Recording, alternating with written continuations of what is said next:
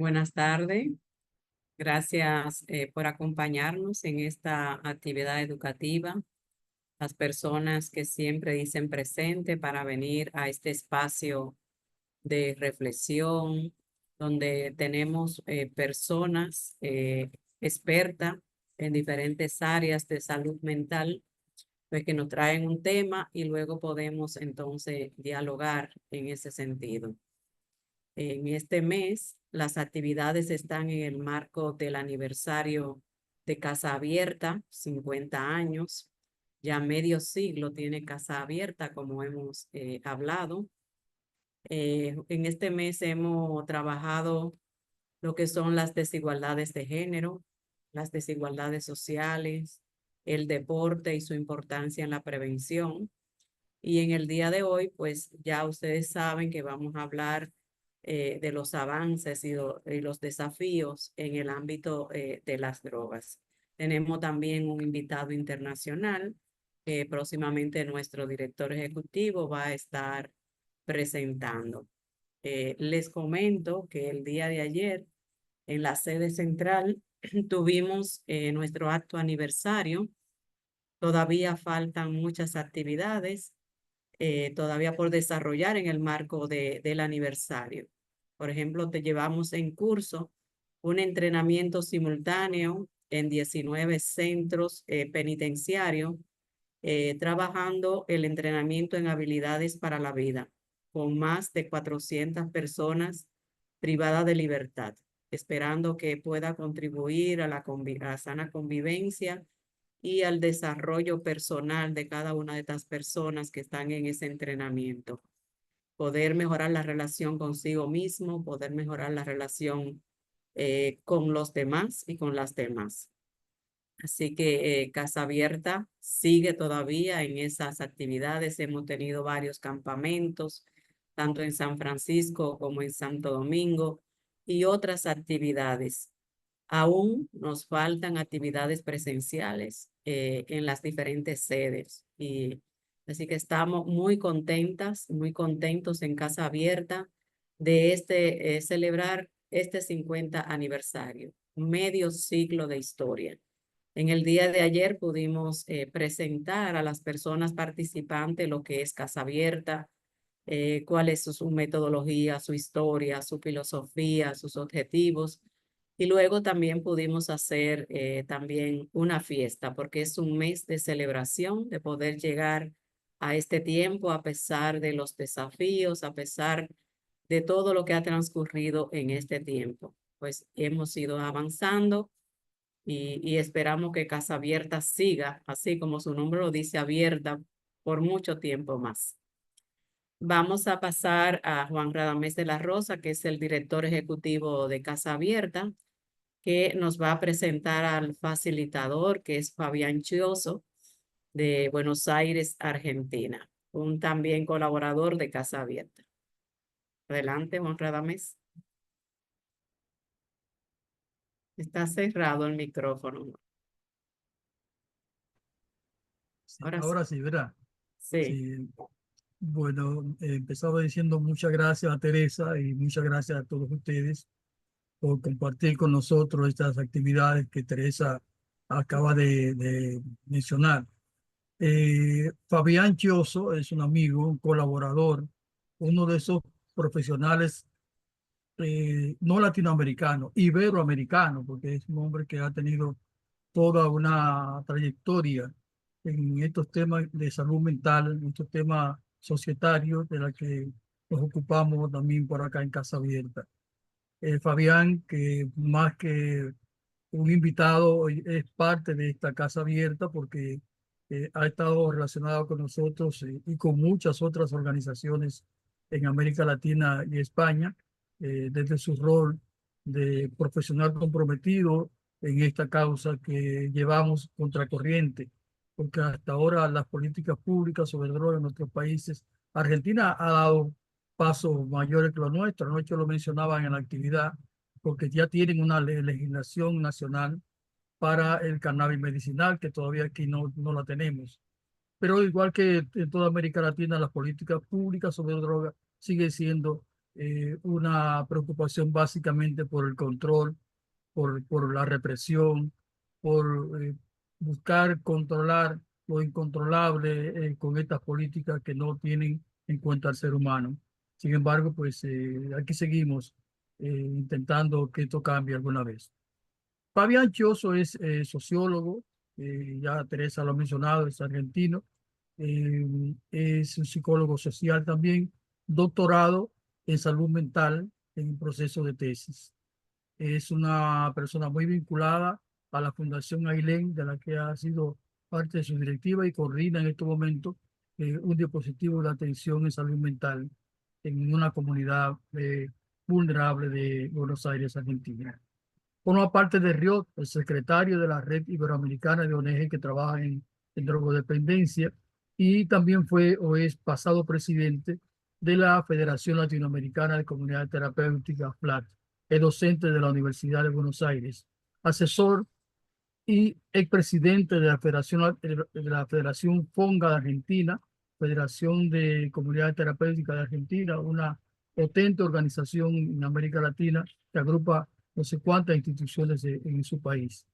Entre otras muchas cosas que ha hecho Fabián. Además que ha sido un ponente, sí, conferencista internacional destacado en muchísimos foros donde ha expuesto su pensamiento. De hecho, con nosotros, o sea, hace varios años estuvo presencialmente en uno de nuestros aniversarios participando como ponente. Es decir, es una persona que realmente es un privilegio contarlo entre nuestros expositores en estos viernes educativos. Fabián, bienvenido a República Dominicana a la distancia y nada, que siempre sabemos que tus reflexiones nos aportan a todos y todas. Un gran abrazo a la distancia.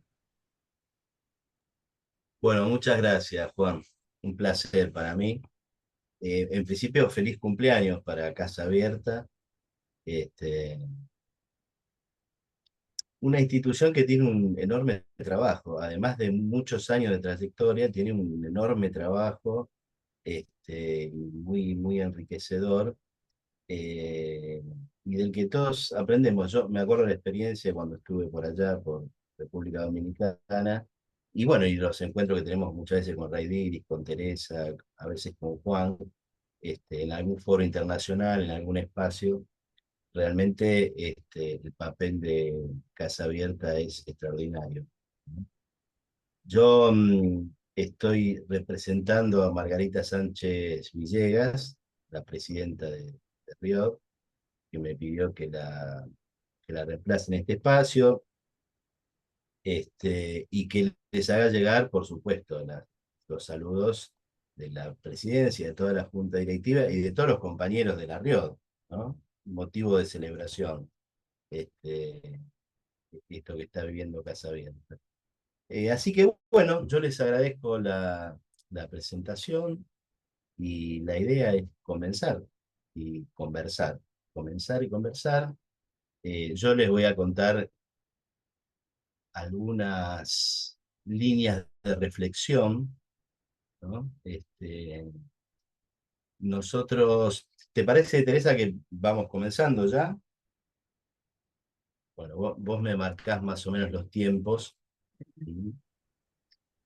Eh, el fenómeno de las drogas es muy dinámico, y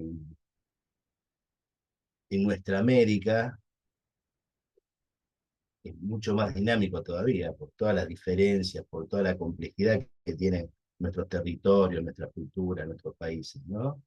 Entonces, entenderlo es un ejercicio fascinante por un lado, de mucha responsabilidad también, y bastante complejo, como decía, porque bueno, hay que dar cuenta de muchas cosas a la hora. Hablar de drogas no es tan, a veces algunos discursos simplifican, ¿no? Esquematizando el problema de las drogas. Nosotros tratamos de complejizarlo, o sea, de darle una relevancia y encadenar, salir de esta idea del flagelo de las drogas como algo externo que ataca a nuestras sociedades, y entenderlo como parte, como emergente de las dinámicas que tienen nuestras sociedades, nuestras culturas, nuestras familias, las relaciones que establecemos entre nosotros, que establecemos con el Estado, con la economía, con la política, con la sociedad, ¿no? A mí me gusta más entender la droga como un emergente, no como un flagelo. Entenderla como un flagelo es más fácil, entenderla como emergente nos da herramientas para empezar a poder pensarlo y para trabajar, ¿no? Esta idea de la praxis, la reflexión que nos lleva a transformar la realidad concreta, ¿no? Yo tengo una experiencia bastante variada, recién comentaba a Juan. Por un lado, todos los espacios internacionales de discusión sobre el fenómeno, sobre los problemas de las drogas, sobre los dispositivos institucionales, sobre los marcos teóricos, sobre las estrategias de prevención, las estrategias terapéuticas. Y después el día a día, ¿no? Que esto nos pasa creo que a todos los que estamos en Riod y en el ámbito de la sociedad civil. Por un lado recorremos foros internacionales, tenemos discusiones más superestructurales en relación a políticas de drogas, pero después volvemos a casa a trabajar en nuestro barrio, en nuestro territorio, ¿no? Y esa ida y vuelta de la práctica concreta a otros espacios un poco más abstractos es lo que nos da como el privilegio, en parte diría yo, y después la posibilidad de pensar. Yo trabajo en un centro comunitario. Dirigí una comunidad terapéutica hace muchos años, después trabajo en un centro comunitario, que es un barrio que se llama acá Villa de Emergencia, un barrio muy, muy, muy pobre, con mucha violencia, con muchos problemas sociales sobre los que se montan los problemas de drogas, y trabajo en una zona privilegiada desde el punto de vista socioeconómico, que es donde trabajo con la Fundación Ailén, también en tratamiento, ¿no? De rehabilitación. Con lo cual tengo como una mirada que atraviesa distintos espacios sociales, distintas pertenencias sociales, y además conozco a todos los amigos de América Latina que cuentan sus experiencias, entonces también tenemos ahí como varias líneas para abordar. Entonces yo les voy a contar algunas de las líneas de reflexión que venimos hablando entre nosotros y que venimos pensando para que después podamos discutir y compartir, ¿no? Entre todos. Voy a ver si recién funcionó. Vamos a ver que funcione.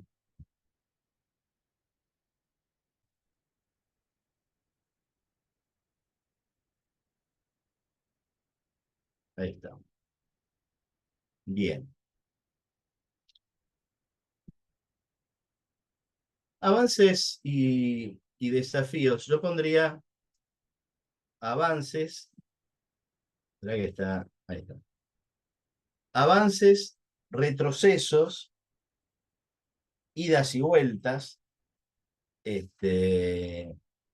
más todos los problemas que surgen en esas idas y vueltas, avances y retrocesos, ¿no? Que plantea el fenómeno de las drogas en el mundo en general y en nuestros países en particular, y cómo la sociedad civil, después vamos a hablar de la incidencia de la sociedad civil, es decir, la capacidad que tiene la sociedad civil de poner sobre la mesa los conocimientos que ha desarrollado en los últimos 30, 40 años en relación a cómo abordar el problema de las drogas, y cómo esos conocimientos, y cómo logran las organizaciones que esos conocimientos empiecen a tener presencia también en el diseño de políticas públicas. Algo que en nuestros países está bastante, o sea, el diseño de políticas públicas, las políticas públicas sobre drogas, son un tema muy particular para pensar, tienen muchísimos, a mi juicio, muchísimos más déficits y dan muchísimo menos respuesta de lo que las sociedades están necesitando. Y esto ha sido histórico por distintas formas de ver la problemática y por distintas decisiones políticas de abordar o no las distintas áreas que plantea la problemática de las drogas, ¿no? Así que digo, el título da para ya empezar a pensar en una serie de cosas. Bueno, el panorama general, si uno mira el informe, hay 2 o 3 documentos que uno, si quiere mirar el problema de las drogas, una foto del problema de las drogas, bueno, tiene el informe mundial sobre el problema de las drogas de Naciones Unidas, que es, de ahí sacamos algunos datos para armar este informe, esta presentación. Y después para América Latina y el Caribe y para América en general está el Observatorio de la CICAD y el informe sobre el consumo de drogas en las Américas, que el último que se sacó es del 2019.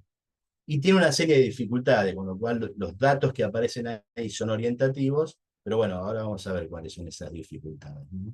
Pero bueno, ¿qué dice el informe mundial? Dice bueno, que entre 2012 y 2022, en una década, se incrementó el consumo de drogas en un 23%, aparecieron aproximadamente 1.230 nuevas sustancias psicoactivas, ¿no? Y esto está en permanente aumento, digamos, porque hay muchos laboratorios trabajando en el diseño de distintas sustancias que tienen un impacto en la salud y en la salud mental de la población, ¿no?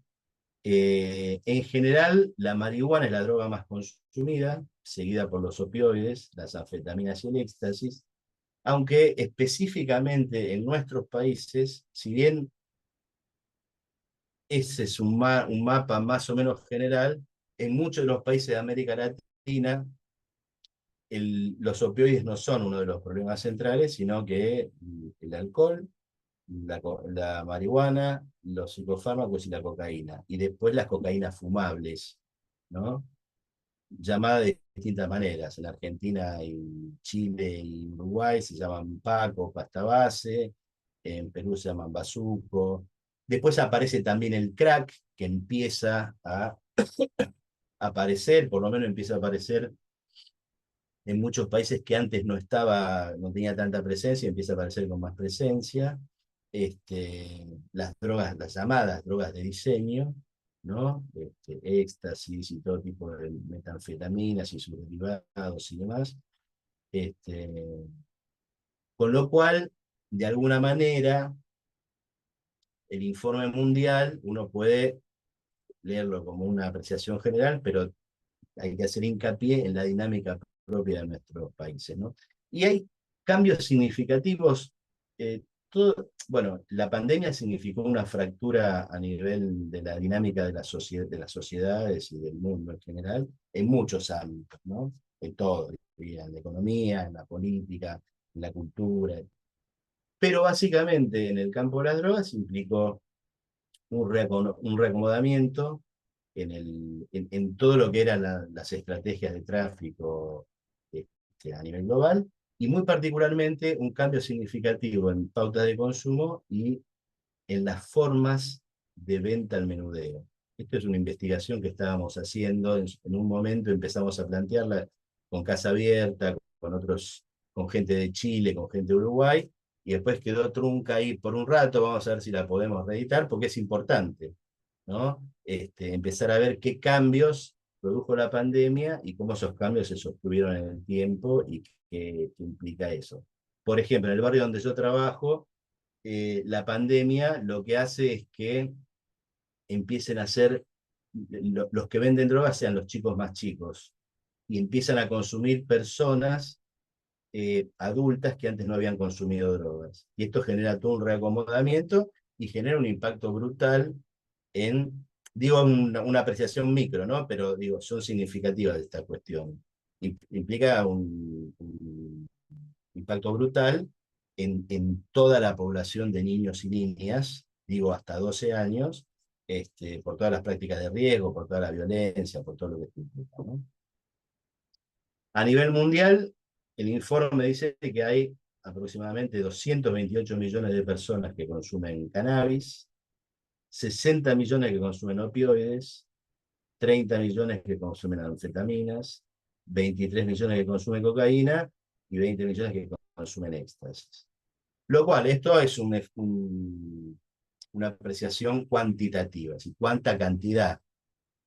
Lo interesante es poder desglosar cómo se consumen y cómo influyen, que ya lo vamos a ver, las condiciones particulares de cada uno de los países en la manera en que se consume y en la posibilidad o no que estos consumos se tornen extremadamente problemáticos para gran parte de la población.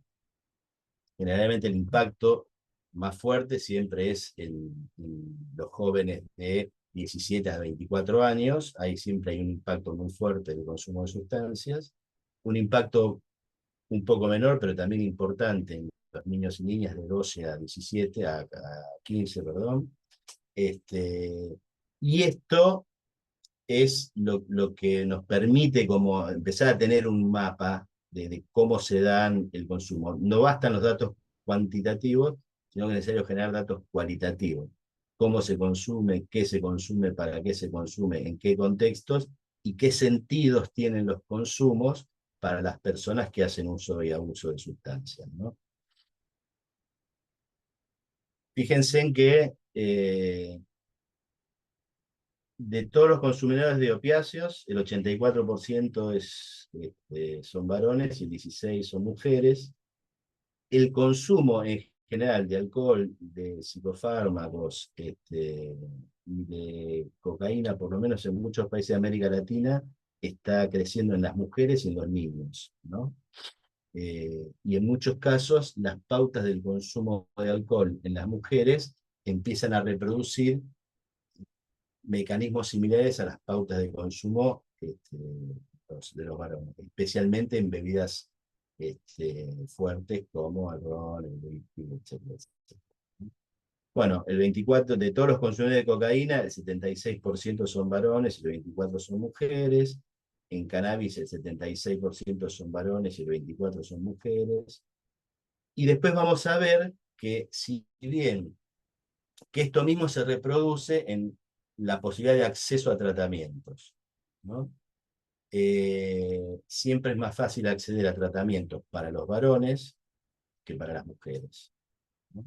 Esta es una de las brechas fuertes que se detecta en la oferta de tratamiento. O sea, hay una carencia enorme en relación a la demanda, la relación entre oferta y demanda de tratamiento, hay una brecha, presenta una brecha muy grande, pero en general las mujeres tienen menos acceso a tratamiento que los varones, ¿no? Bueno, esto muestra cómo ha crecido de 2015 a 2022, prácticamente sin solución de continuidad, cómo creció la cantidad de personas que presentan problemas relacionados con el consumo. O sea, no todas las personas que consumen tienen problemas severos, pero hay 64 millones de personas en todo el mundo que presentan desórdenes y problemas de salud y de salud mental relacionados con el uso de sustancias. Y yo me tomé, no quiero, generalmente los sociólogos usamos muchos números, dibujitos y cuadros y demás, no quiero hacerlos, pero tomé un gráfico del informe de la CICAD sobre el consumo de alcohol en población general, y fíjense ustedes que en azul está la franja de edad de niños y niñas que van de 12 a 17 años. En naranja, de varones y mujeres que consumen sustancia entre 18 y 34, y en verde de 35 a 64. Fíjense que en la mayoría de los países los problemas relacionados con el consumo de alcohol están básicamente centrados en la franja etaria de 18 a 34 años. Y hay muchos países, como Venezuela, Uruguay, Argentina, Paraguay, donde el impacto del consumo de alcohol en jóvenes de 12 a 17 años es muy alto. Entonces, esto es como un pequeño mapa para entender dónde habría que empezar a pensar las prioridades en cuanto al desarrollo de dispositivos de tratamiento y de estrategias de prevención, y cómo se deberían pensar las políticas, ¿no? Generalmente el alcohol presenta los números más altos en cuanto a prevalencia en la población en general y en cada una de estas franjas etarias, ¿no? Y acá hay un enfoque que desde Riot tratamos de resaltar, ¿no? Que yo de alguna manera señalaba al principio, que es poder entender el problema del consumo de sustancias desde el punto de vista de los determinantes sociales. Es decir, una persona que consume sustancias está atravesada por distintas variables, por el nivel de pobreza, por el nivel de acceso al trabajo, por el nivel de vivienda, por el nivel cultural, por el acceso o no a la educación. Es decir, hay un montón de variables, no solo cuestiones. En principio, esto nos hace salir de la idea del consumo de sustancias como un vicio o como una práctica de gente que no le gusta trabajar o que no le gusta estudiar y le gusta la vida dispendiosa, y nos pone como a pensar en cuestiones que tienen que ver con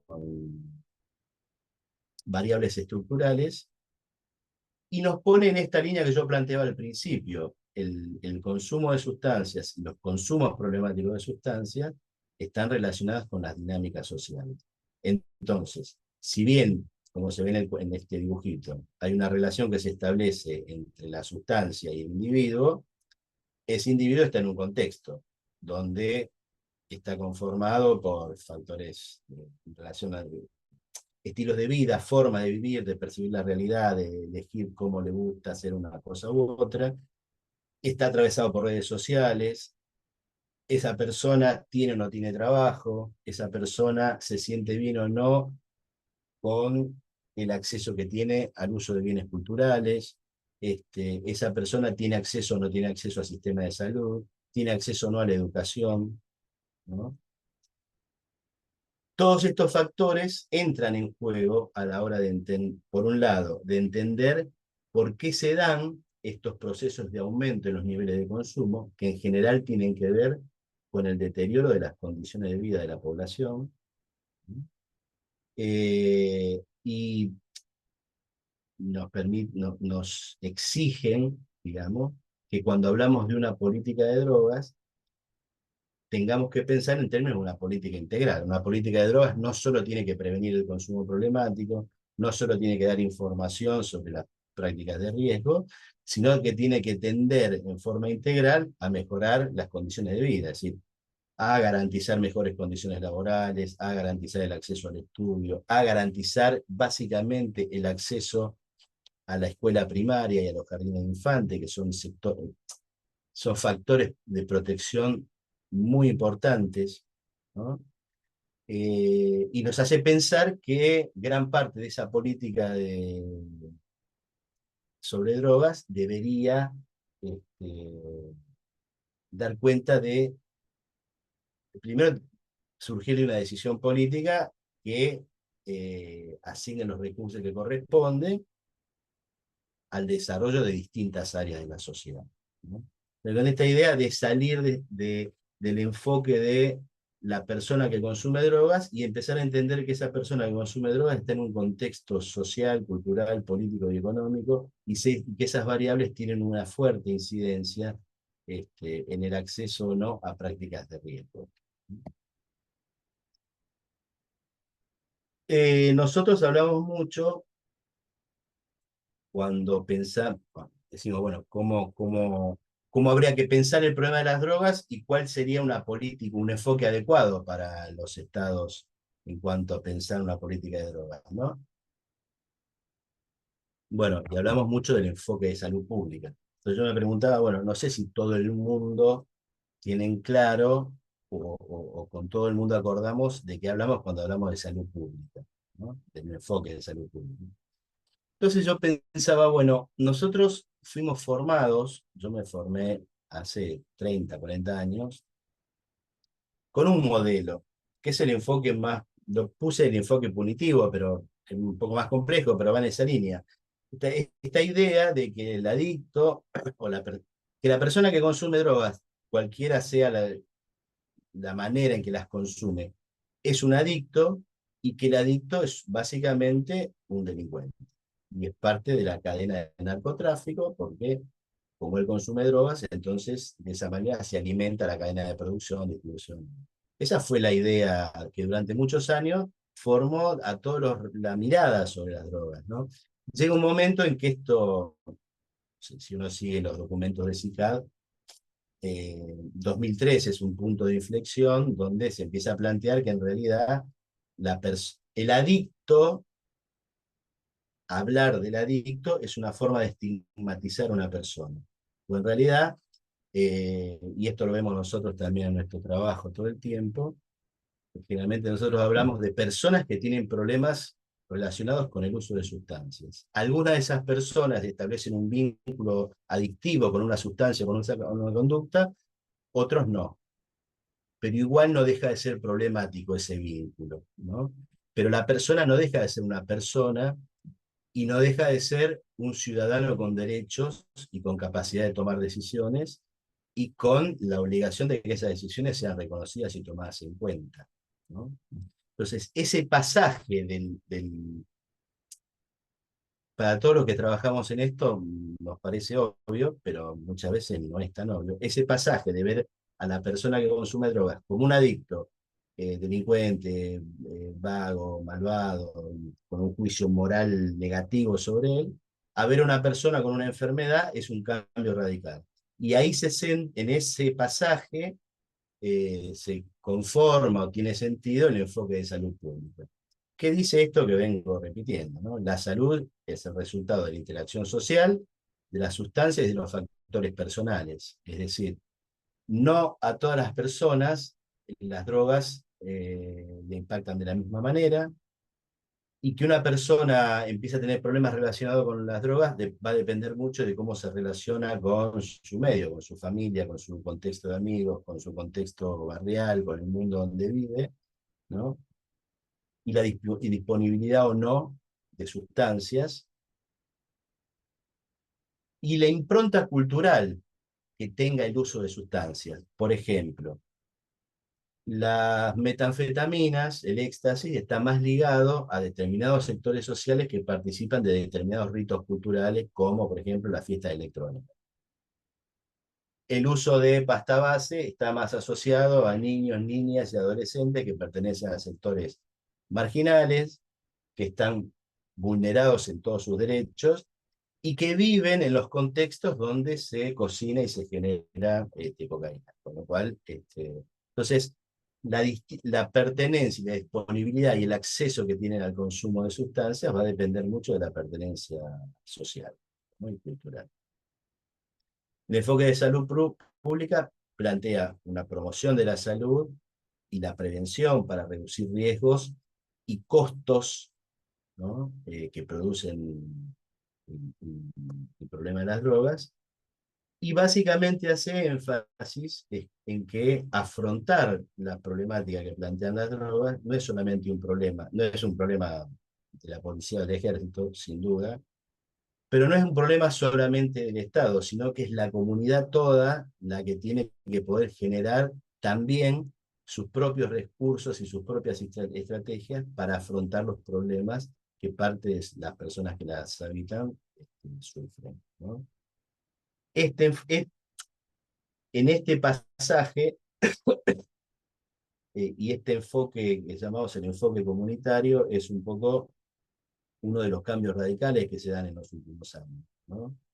Y que también apunta a desinstitucionalizar el tratamiento de las drogas. No todas las personas deben ser internados, recluidos, encerrados para resolver sus problemas con las drogas. Es más, la mayoría de ellos puede resolver los problemas que tienen con consumo de sustancias en los contextos en donde viven, en el contexto de su familia, en el contexto de su barrio, ¿no? Y ahí empezamos a hablar de las distintas líneas de trabajo que se van desarrollando, y ya vamos a llegar al enfoque de reducción de riesgos y daños, que es una de las estrategias que se fueron sumando y que son parte central en el enfoque de salud pública, ¿no? ¿Cómo estamos con el tiempo, Teresa? Restan unos 20 minutos más o menos. Bueno, perfecto. Bueno, el enfoque de salud pública también muestra que el problema de las drogas no impacta solo en el nivel de la salud individual de las personas. Afecta al desarrollo económico y social, aumentan los costos de atención a la salud, porque el consumo de drogas está asociada a un impacto bastante fuerte en relación al deterioro de ciertas cuestiones físicas: VIH, tuberculosis, hepatitis, cirrosis, problemas cardiovasculares, cáncer, trastornos de salud mental. Todos estos problemas de salud están asociados al consumo de sustancias, no solamente, pero en muchos casos están potenciadas por el consumo de sustancias. Cada vez, cuando nosotros recibimos personas que vienen con muchos años de consumo y con una vida bastante difícil en relación al consumo de alcohol o de sustancias, uno de los factores que traen es un deterioro muy importante de su salud mental. Y otro de los problemas que trae es un deterioro muy significativo, en la mayoría de los casos, de su salud física, ¿no? Entonces, parte del tratamiento no tiene que ver solamente con que deje de consumir, sino con que empiece a ver y a entender y a sentir la necesidad de ver cómo maneja sus cuestiones de salud mental, cómo empieza a cuidar, a tomar responsabilidad sobre su cuerpo, a quererse, a cuidar, ir al médico, ¿no? Eh, Esa es la integralidad del enfoque del cual, bueno, también después vamos a hablar. Además, el uso de sustancias trae aparejado diversos tipos de violencia. Lo más fuerte o lo más evidente, o lo que se hizo más evidente durante la pandemia, tiene que ver con la violencia de género, ¿no? No que a partir de la pandemia empieza esto, sino que la violencia de género es lamentablemente algo que está muy presente en la sociedad, pero que en el mundo del consumo de sustancias, la cuestión de género tiene mucho peso, la violencia de género tiene mucho peso, y en muchos casos la violencia de género institucional, es decir, las mismas instituciones estatales, privadas o del tercer sector, muchas veces ejercen lo que se llama violencia institucional, que en principio es una mala manera de abordar el problema de las mujeres que consumen drogas. Yo estoy cansadísimo de escuchar en enorme cantidad de lugares un latiguillo que lo escucho hace 30 años, que es: ah, no, yo con las mujeres no trabajo porque son demasiado problemáticas, nadie las entiende, entonces solamente trabajo con dispositivos de tratamiento para varones, ¿no? Esto hoy todavía está vigente. Si uno se fija, uno de los déficits más grandes en lo que es la atención a personas con problemas de drogas es que no hay, o hay una cantidad muy baja de dispositivos para tratamiento de mujeres, y para tratamiento de mujeres embarazadas, y para tratamiento de mujeres con hijos. Como también los hay para el abordaje del problema de consumo de sustancias en personas trans, de la comunidad LGTBI, etcétera, etcétera. Todavía es más complejo que ellos o ellas puedan encontrar lugares para tratamiento, ¿no? Hoy, 2024, tanto en el sector social, privado, como en el tercer sector, como en el Estado, ¿no? Y además, tenemos también que evaluar que las mismas políticas de drogas muchas veces generan niveles de violencia importantes. No lo voy a desarrollar acá porque no llegamos, pero en muchos casos la manera de la lucha contra el narcotráfico tiene entre sus víctimas generalmente a los niños y a las niñas, y a los adolescentes, ¿no? En otro momento puedo desarrollar esto, pero digo, hay que tenerlo en cuenta. Que muchas veces la política que intenta resolver un problema termina generando nuevos problemas y agravándolo, ¿no? Bueno, el reto que se presenta frente a este panorama es, bueno, la posibilidad de desarrollar políticas públicas que tengan un enfoque integral e integrado. Ahora vamos a hablar del modelo triple I, pero integral, integrado quiere decir que integre la dimensión individual de las personas, la dimensión social de estas personas y la dimensión interinstitucional. Es decir, que para el abordaje de estos problemas, sea desde el punto de vista de la prevención, o sea desde el punto de vista de la asistencia, uno pueda tener en mente todas las variables que constituyen esta problemática. El otro problema que agrava más todavía esta cuestión es que no se cuentan con datos estadísticos confiables. La mayoría de los países o tiene observatorios de drogas desfinanciados o muy precarios están ahí pero no funcionan, digamos, ¿no? Entonces, eso impide generar datos y evidencia científica para entender cómo se manifiesta el problema de las drogas y cómo abordarlo. Por ejemplo, en Argentina se dejaron de hacer las encuestas anuales en estudiantes de escuela secundaria. Hace ya, desde la pandemia en adelante, no tenemos más datos de cómo se da el consumo de drogas en niños, niñas y adolescentes escolarizados. Antes sabíamos que de los 12 a los 14 años había un nivel de consumo. Cuando pasábamos a la franja de edad de 15 a 16, los consumos se cuadruplicaba el consumo de alcohol, se cuadruplicaba el consumo de marihuana, se triplicaba el consumo de cocaína y se mantenía estable el consumo de pasta base.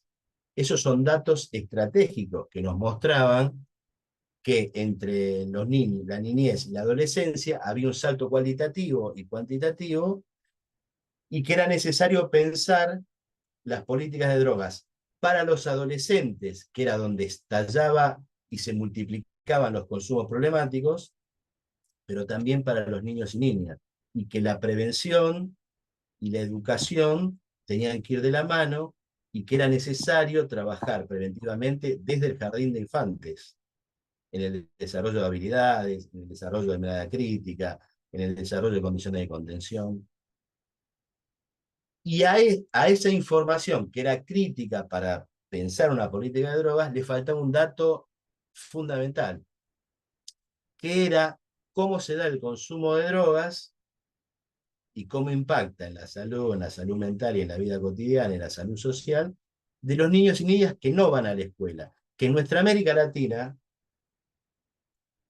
esa franja etaria que no va a la escuela conforma un número enorme y generalmente están siempre invisibilizados.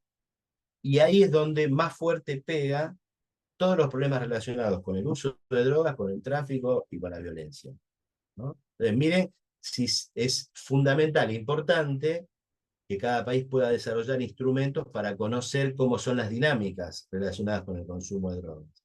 ¿Qué se consume? ¿Quién consume? ¿Cómo consume? ¿Para qué consume? ¿Cómo se da el consumo entre las distintas edades? ¿Y qué continuidad tienen los estudios en los distintos años para ver cómo evoluciona? Si los consumos suben o bajan. Esto es parte fundamental de cualquier política de drogas. Al no tener esto, entonces también el problema de las drogas se hace más grave, ¿no? Desde la Declaración de Oviedo, es una declaración que firmaron más de 2000 organizaciones de la sociedad civil de todo el mundo para plantear una política de drogas más apropiada. Y una de las cuestiones que se plantea en esa declaración, que se hizo el año pasado, se discutió el año pasado y salió ahora en principio de este año, es que los estados deben dedicar el 25% del presupuesto de reducción de la demanda a la prevención para el año 2030. ¿Qué quiere decir esto? Que en general los estados ponen la mayor cantidad de recursos para lo que ellos llaman la represión, o sea, para la reducción de la oferta de drogas, y muy poco dinero o casi nada para lo que es la reducción de la demanda, es decir, para trabajar en prevención y asistencia. Entonces, muchos estados siguen privilegiando la intervención de las fuerzas de seguridad y no la intervención de las fuerzas relacionadas con la salud y la salud mental de la población. Lo que se plantea en la Declaración de Oviedo es que se empiece a balancear esa asignación de recursos. Bueno, y acá lo que les decía, de los 64 millones de personas que sufren trastornos relacionados con las drogas, solo el 9% recibe tratamiento. Una de cada 11 personas en el mundo que tiene problemas con las drogas, solo una de cada 11 recibe tratamiento, ¿no? Y si comparamos entre varones y mujeres, las mujeres pierden también porque tienen menor capacidad y posibilidad de acceso a tratamiento que los varones, ¿no? Entonces, ya trabajar esa brecha es una tarea monumental, pero depende de decisiones políticas, ¿no? Y también de la incidencia que seamos capaces de hacer desde la sociedad civil. Hay un montón de barreras que tienen que ver, bueno, con el costo de los tratamientos, con la disponibilidad de tratamientos. Muchas veces la mayor cantidad de dispositivos de tratamiento están en las ciudades grandes y en los territorios más despoblados, que también hay problemas de consumo de sustancias, no hay recursos institucionales para abordar ni la prevención ni el tratamiento, ¿no?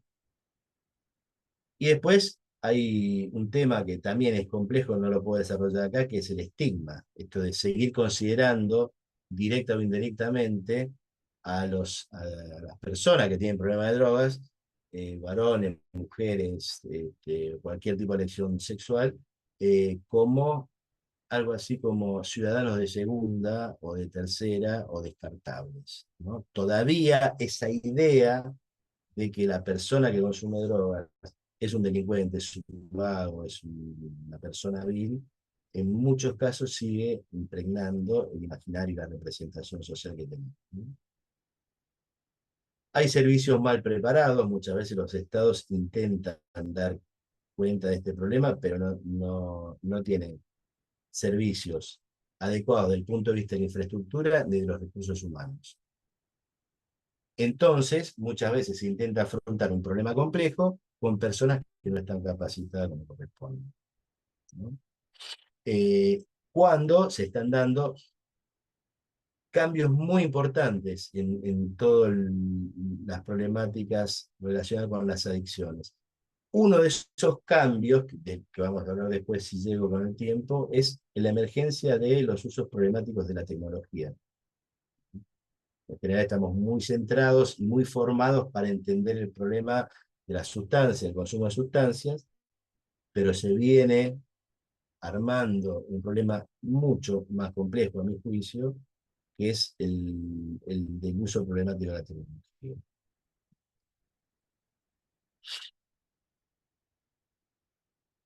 Bueno, y a nivel global, en Río tenemos una discusión que es importante porque tiene que ver con cómo promover el desarrollo de las estrategias de reducción de riesgos y daños, ¿no?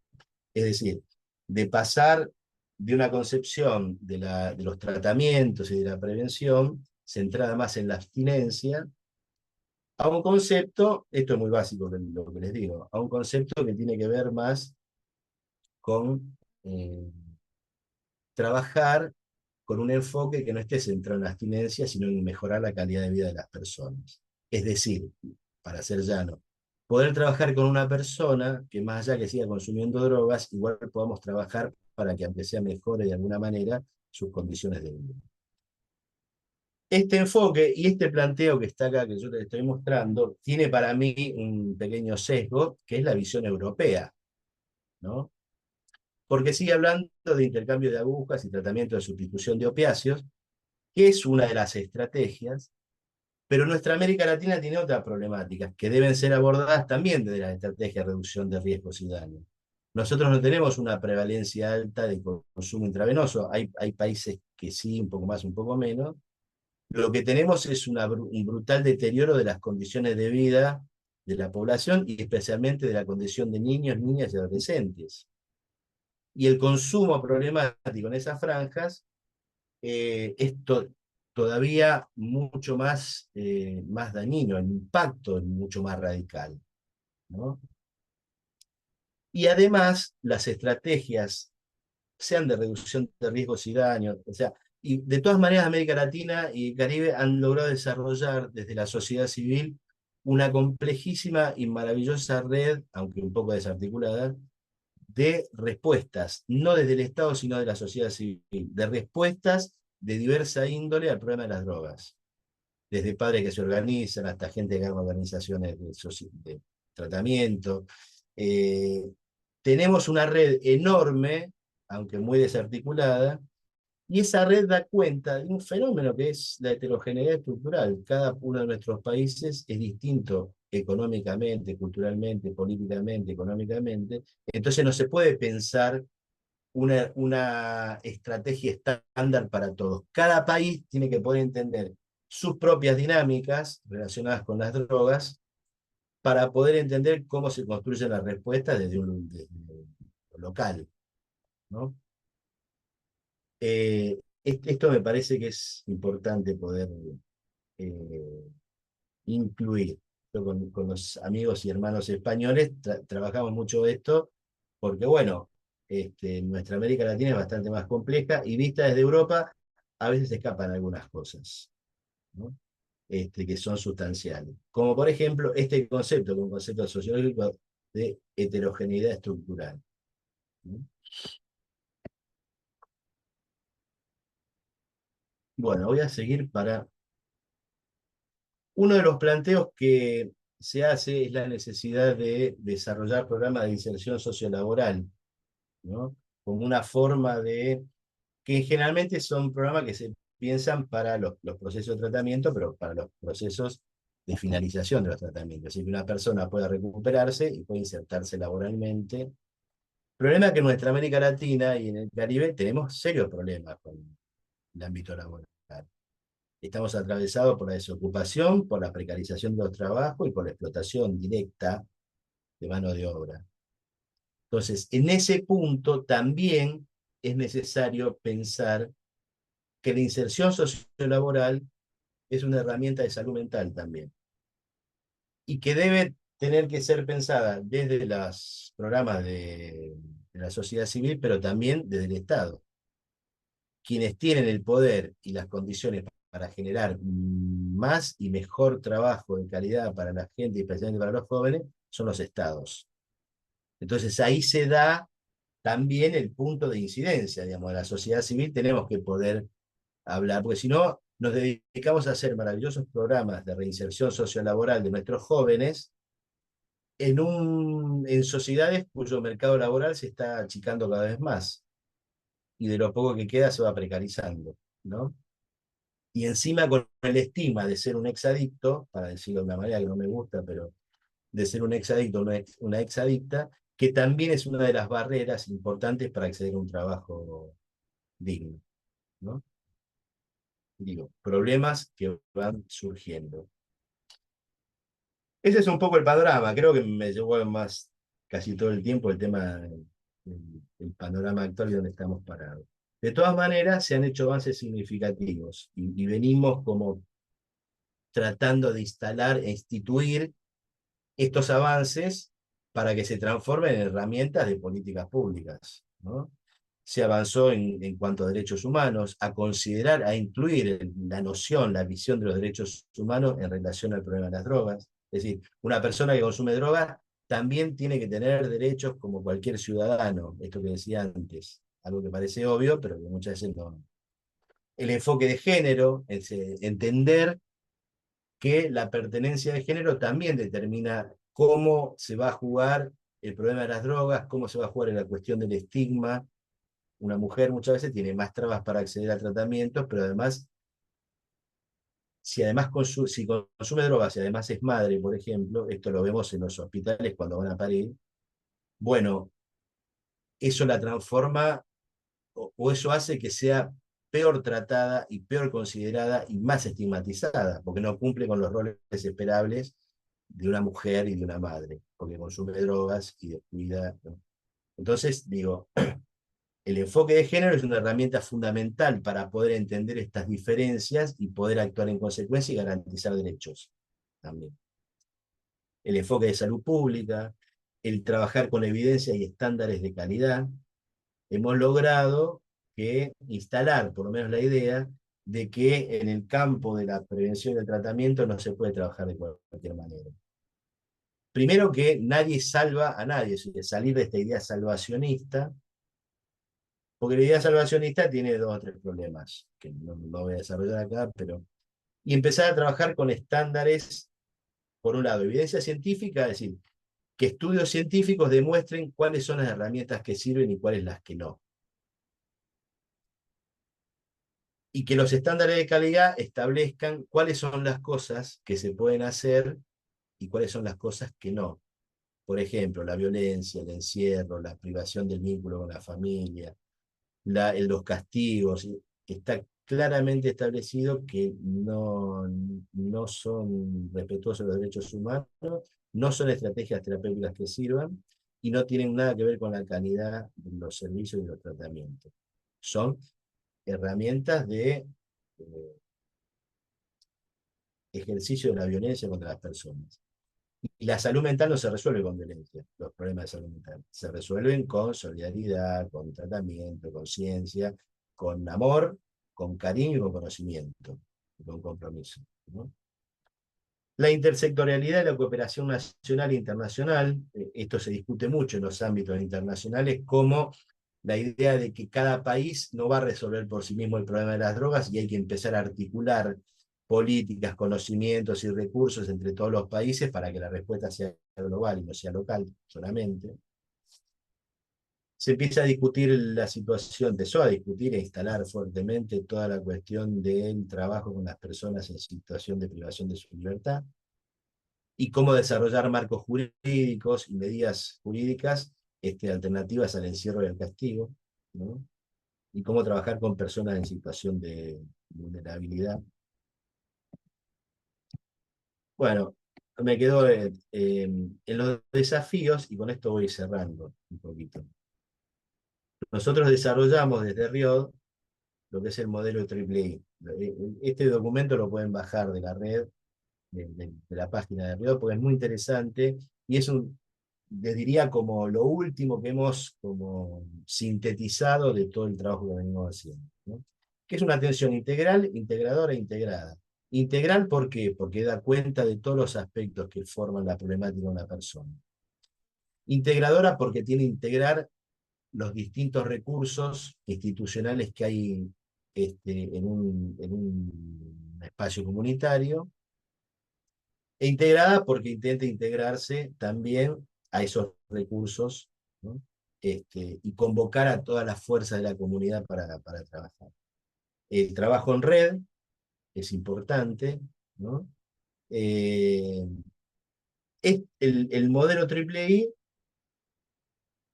es una de las herramientas que estamos promoviendo en las conversaciones, iba a decir discusiones, pero en las conversaciones que tenemos con las distintas instancias políticas y administrativas de cada país. Después está la cuestión de la financiación, y ahí puse un signo de pregunta, porque la financiación y los recursos para trabajar en esto siempre es el área más problemática. Por un lado, nosotros damos respuestas a los problemas más complejos, o uno de los problemas más complejos y más serios, desde el punto de vista de la salud, de la integración y de la inclusión social, y por otro lado, el acceso a los recursos es cada vez más precario. Entonces, nos parece que es un problema que deberíamos poder resolver, ¿no? Todo esto que venimos hablando de mejor calidad, de evidencia científica, de mejores datos para trabajar, mejores profesionales, mejor capacitación, mejor entrenamiento, si no hay financiación adecuada, bueno, eso se queda en un discurso muy lindo, pero no nos lleva a ningún lado. Esto que decía antes, la posibilidad de que haya una distribución balanceada de los recursos entre lo que se aplica a lo que sería la lucha contra el narcotráfico y lo que se aplica al desarrollo de estructuras terapéuticas y de formación de personas y recursos, infraestructura, para abordar la cuestión desde la diversidad de dispositivos que es necesario desarrollar. Bueno, esto es más de lo mismo. Y por último, bueno, esto que planteaba como parte de los retos y los desafíos, ¿no? Nosotros, lo visible de este gran iceberg, o por lo menos lo que aparece muchas veces en todos lados, es la idea de la adicción al celular, la adicción a la tecnología, el chico que mira, juega mucho con la Play o que mira mucho la tableta y demás. Y en realidad esa idea de adicción a la tecnología viene bastante mezclada de una manera que no permite entender de qué estamos hablando. La dinámica a partir de la cual se construyen los usos problemáticos de tecnología responde a un modelo de negocios. El modelo de negocios que está detrás de las redes sociales y, por ejemplo, de las apuestas online, que hoy está, por lo menos acá en Argentina, explotando como un problema, el modelo de negocio es que, independientemente de la edad del consumidor de redes, pase la mayor cantidad de tiempo posible en las redes, porque eso genera una enorme cantidad de datos que son los que luego se procesan y se venden como información para poder hacer perfiles y para poder desarrollar estrategias de modelización de la conducta. Este es el negocio. Entonces, uno se enfrenta a un poder económico que tiene como estrategia generar el uso indiscriminado de redes, porque cuanto más se usa, más rédito obtiene. Y esta dinámica no tiene mucha relación con la dinámica que nosotros habitualmente conocemos con el consumo de sustancias y con el narcotráfico. Son dos mundos que parecen cercanos, pero que en gran medida están por separado. Y así como los estados casi no tienen posibilidad de limitar el funcionamiento del narcotráfico, tampoco tienen posibilidad de limitar el poder de las empresas que manejan las redes sociales y todo el mundo tecnológico.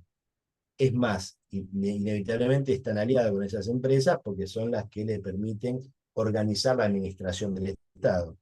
Con lo cual, la problemática que se empieza a perfilar en relación al uso de tecnología es bien compleja y hay un error que a mí me parece necesario pensar y trabajar, que no se puede igualar las adicciones, por decirlo de alguna manera, relacionadas con el uso de tecnología, con las llamadas adicciones conductuales, como el juego problemático, como las compras compulsivas, como la adicción a una conducta repetitiva, porque son cosas parecidas, pero en un punto distintas. Y necesitamos formarnos para entender cuál es la lógica que está detrás de la adicción o de los usos problemáticos para poder tener herramientas adecuadas para trabajar. Porque uno puede vivir sin drogas, pero no puede vivir sin tecnología en esta sociedad que se va tecnologizando cada vez más. Con lo cual tenemos ahí un enigma para resolver bastante complejo. Bueno, yo iría terminando aquí.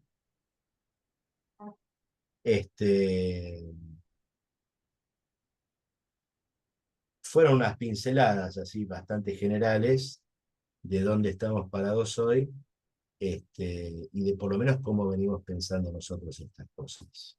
Así que bueno, no sé si quieren preguntas, conversamos, apreciaciones. Ya, muchísimas gracias, Fabián. La verdad que un panorama bien amplio el que nos ha planteado, comenzando con las estadísticas, los informes, pasando por los paradigmas y, ¿verdad? Y los nuevos enfoques que se necesita tener para abordar esta problemática y cómo esta declaración de Oviedo, ¿verdad? Centra esa atención en la prevención. Y una prevención que tú hablas que hay que trabajar y es así en las desigualdades, de cómo tiene esa alta influencia en los determinantes sociales en esta problemática. Ha sido muy enriquecedor todo lo que nos deja. Cada uno de esos aspectos pudieran trabajarse de manera individual incluso, así que como te tenemos como colaborador, sabemos que en otra ocasión nos va a apoyar.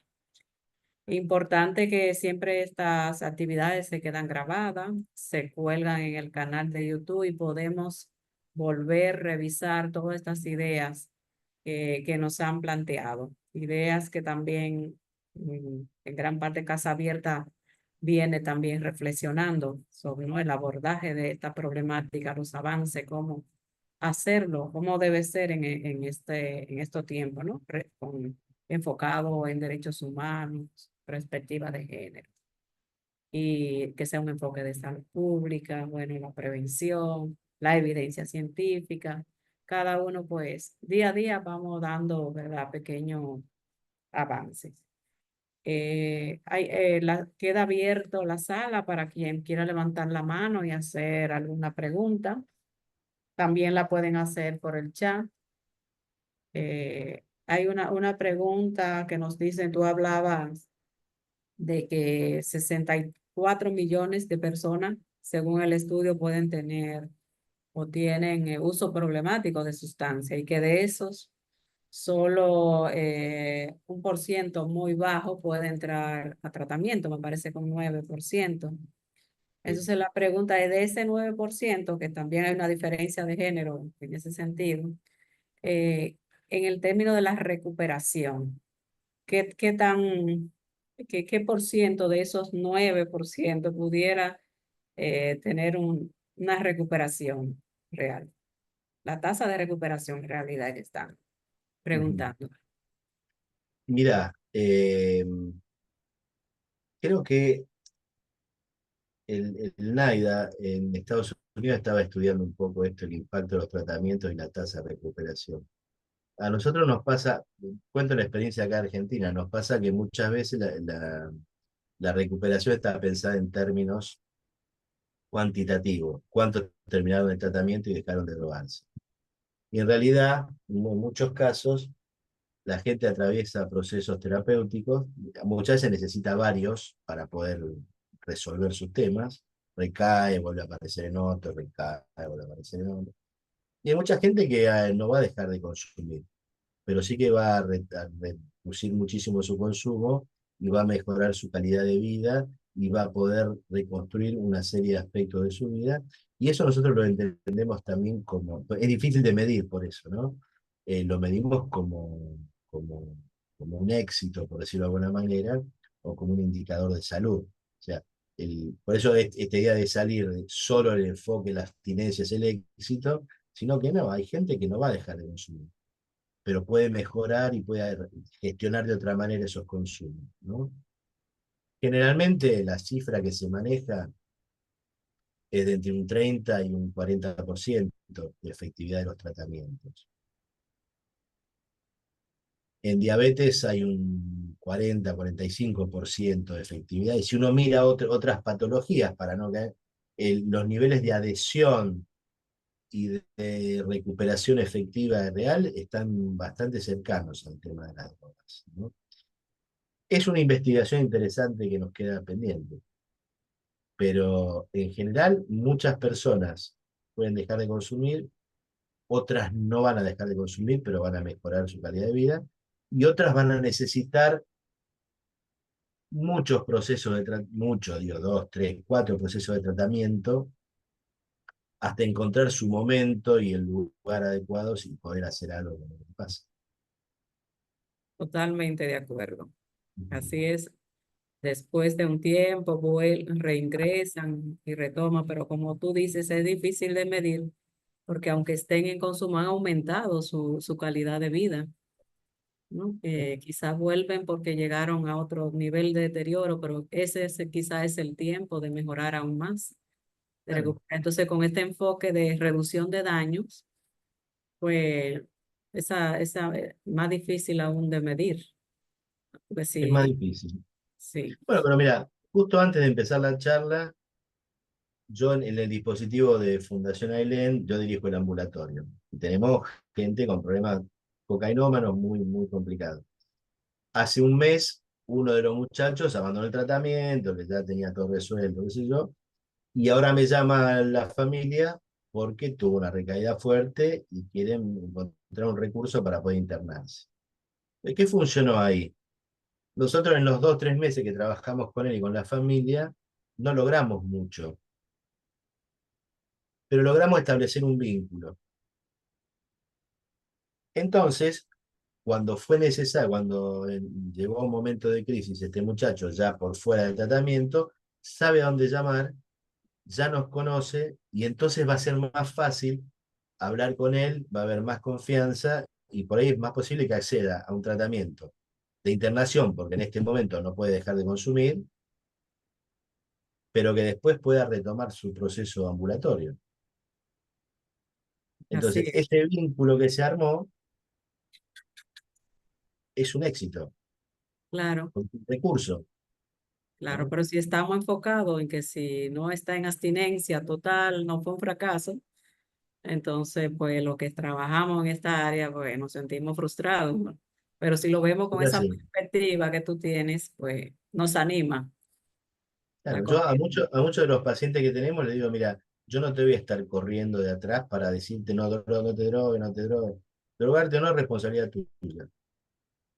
Entonces, donde voy a estar es cuando vos plantees que empecemos a discutir y a trabajar sobre tu consumo, sobre tus conductas que te ponen en riesgo. Este, como diciendo, yo no soy un organismo de control. Así es, Lo que yo te propongo es construir un vínculo de confianza, saludable, donde podamos conversar y discutir lo que te pasa y ver cómo pensamos una salida posible, ¿no? así Esa es. es, por ahí. Así es, Fabián. Otra pregunta que nos hacen de las redes es tu mirada en torno al crimen organizado y su impacto en la fragilidad de los determinantes sociales. Es una... Bueno, una de las cosas que nos preocupaba y que en parte fue, nosotros realmente trabajamos en tratamiento, no en narcotráfico. El narcotráfico es algo que tenemos ahí alrededor, pero no lo estudiamos mucho. Yo empecé a estudiar a partir de la investigación que íbamos a hacer con Casa Abierta y con la gente de Río sobre los cambios en los patrones de venta de drogas.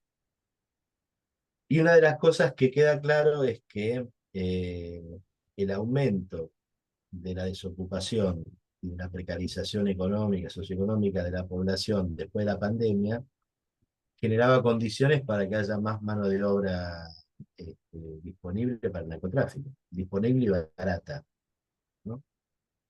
Y esto es así. Digamos, cuando hay más desocupación, cuando hay más precarización laboral, cuando hay más hambre en la población, bueno, el narcotráfico aparece como un mercado laboral, por decirlo de alguna manera, alternativo, que te permite resolver un montón de cuestiones, ¿no? Así es. Y eso nosotros lo vemos en la ciudad de Rosario, acá, en una ciudad cercana a Buenos Aires, que hay un gravísimo problema.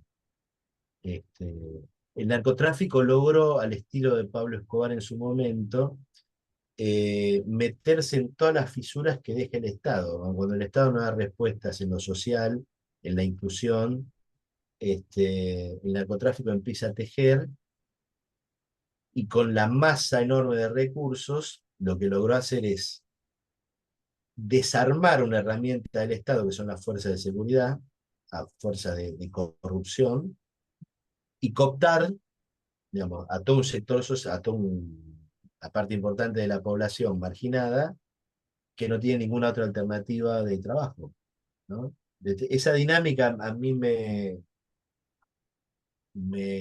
resultó muy fuerte, muy dura, ¿no? Cómo desaparece el Estado y aparece el narcotráfico construyendo sobre esta ausencia, ¿no?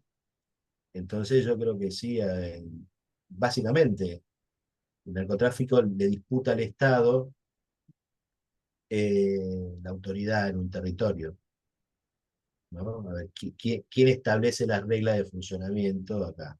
Por eso muchas veces el narcotráfico, si uno ve en las favelas en Brasil, por ejemplo, algunos sectores de acá de Argentina, que son los que conozco, eh, el narcotráfico establece algo así como un estado paralelo. Garantiza seguridad, garantiza determinadas cuestiones en la convivencia de la persona, garantiza recursos, este, y nadie más se mete, ¿no? Entonces, es interesante y muy triste verlo, pero pensar este tema en esos términos.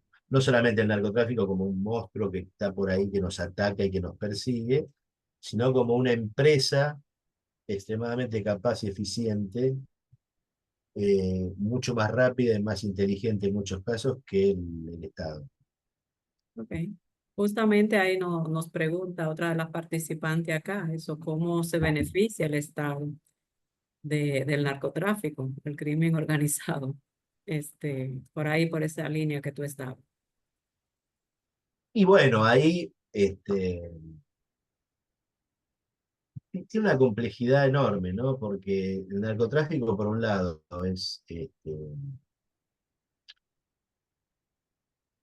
está por fuera de la sociedad, pero por otro lado está totalmente integrado, ¿no? Porque el flujo de recursos que genera financia actividades ilícitas y actividades lícitas. Y en esa dinámica hay ciertas formas de capitalismo, por decirlo de alguna manera, que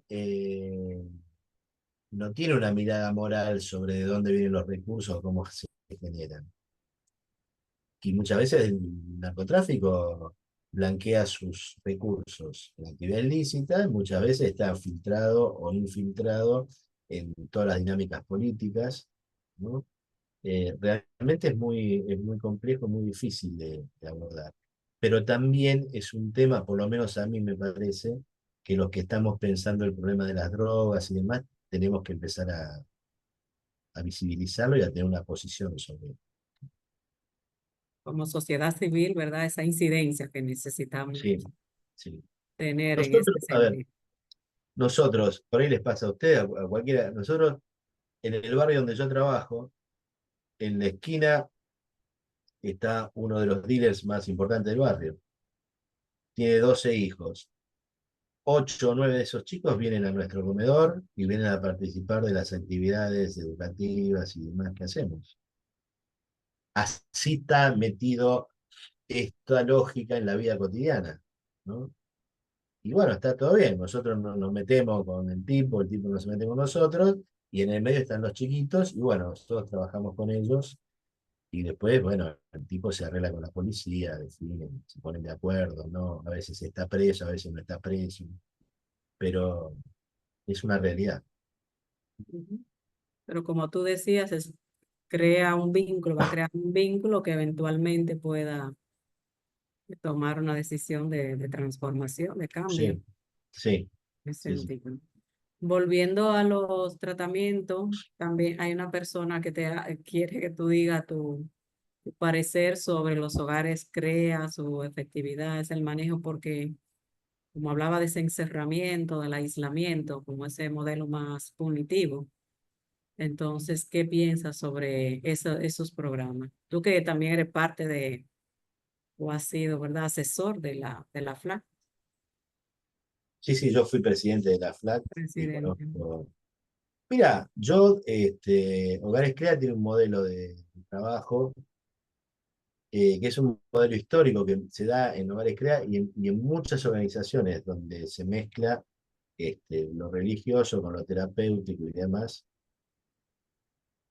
Y esa confluencia tiene cosas que han funcionado este, y cosas que me parece que hay que revisar. Hoy, algo que aprendimos todos, porque todos venimos de alguna manera por lo menos gran parte, por lo menos toda la gente que yo conozco, de un origen parecido, de la iglesia, del trabajo social, de esta idea de salvar a todos y cuidar. Hoy lo que hemos aprendido es esto que yo decía antes, ¿no? La evidencia científica, el respeto a los derechos humanos y el no encierro. Encerrar a la gente no la cura, la aísla, la deteriora. Y esta es una discusión que hemos tenido muy fuerte en América Latina con muchas organizaciones, ¿no? En relación a, no con Hogares Crea, porque con ellos no tuve esta discusión, no digo que no pase, pero no la tuve, pero con otras organizaciones sí, en relación a las internaciones forzadas, ¿no? Entonces el planteo era que, bueno, cada país tiene una legislación en relación a salud mental que establece cuáles son los criterios por los cuales el Estado decide internar a una persona contra su voluntad.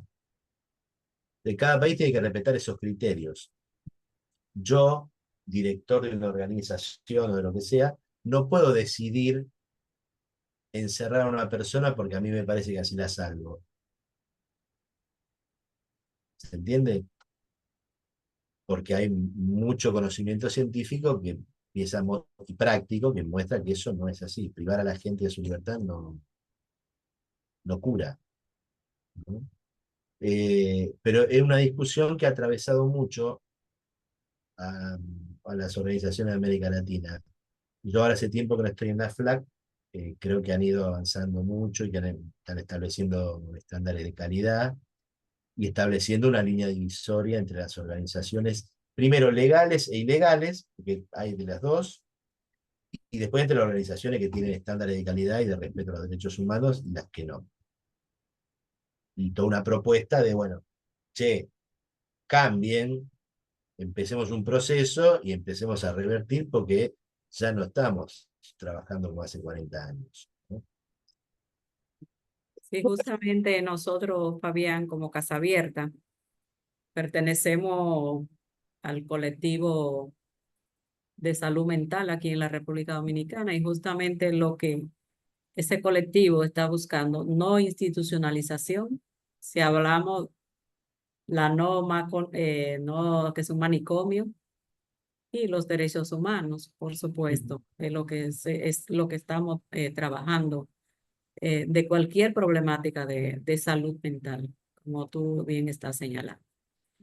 Bien, pues ha sido una muy enriquecedora todo lo que nos ha comentado, todas las preguntas que nos han hecho también. Y Juan Radamés de la Rosa, el director ejecutivo, tenía la mano levantada, pero igual le iba a decir para que hablara. Aprovechamos para saludar a su nieto que está ahí, a Juan Isaac, su compañero, que ayer estuvo de mimo en la actividad del aniversario de Casa Abierta. Un ¿Cómo saludo estás? especial, Juan Isaac. Y también saludamos a Margarita Sánchez, que es la presidenta de la Río, que Bueno, por razones personales pues no pudo estar en esta actividad, pero estuvo en una anterior, cuando estuvo Silverio, ella lo acompañó, o sea, una claro. amiga también de Casa Abierta. Y agradecemos especialmente a Fabián, que se dispuso también a poder hacer esta actividad. Y con esa riqueza, con todas esas reflexiones que nos deja. Vamos a pasar a Juan Radamés para que despida la actividad y otro comentario en relación a todo lo que nos ha comentado Fabián.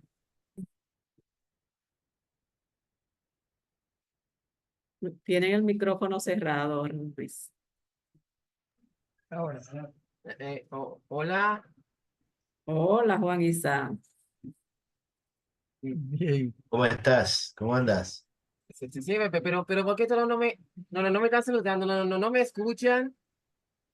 Es Sí, que en Zoom es diferente, Juan Isa, porque si todo el mundo habla, pues se arma mucho, pero todos te van saludando en el chat. Y al final exacto. vamos a cerrar saludándote también. Bueno, eso espero. Ok. Espera.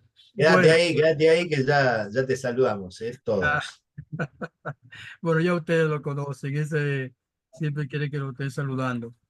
Nada, como siempre, como esperábamos, ya Fabián nos da una perspectiva muy amplia, muy integral, como planteaba él, del modelo triple I, de lo que es este fenómeno del uso de sustancias. Yo siempre me he negado a hablar del problema de las drogas, sino de un fenómeno social que necesitamos comprender para poder realmente tener una política adecuada. Y esto es lo que está ocurriendo en nuestros países en general, donde todavía la comprensión es muy bajita sobre este fenómeno y seguimos aplicando solamente políticas pensadas desde la sustancia, pensadas desde la persecución y no pensadas desde el ser humano, que es lo fundamental.